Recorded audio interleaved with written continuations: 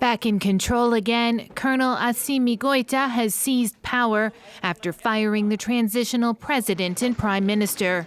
The reason, their failure to consult him about a government reshuffle. The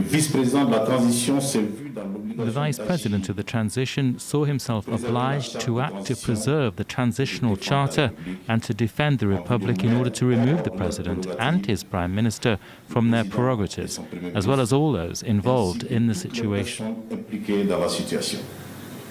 Goïta, who is also the interim vice president, accused President Ban Dao and Prime Minister Mokhtar Wan of intentionally sabotaging the transition. The latest crisis occurred after a new government cabinet was announced on TV.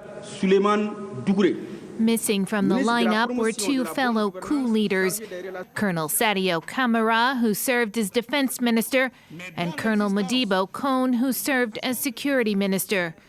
This slight prompted Goïta to act, arresting both the president and prime minister and taking them to a military base outside the capital, Bamako.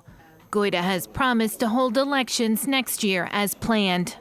The leader's arrests and detention has sparked swift international condemnation.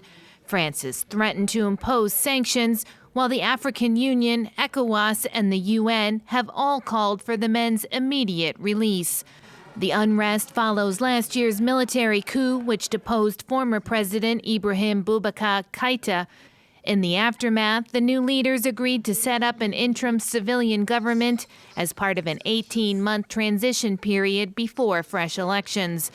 But now there are fears the arrest could lead to further instability and compromise the fight against jihadists in the Sahel region.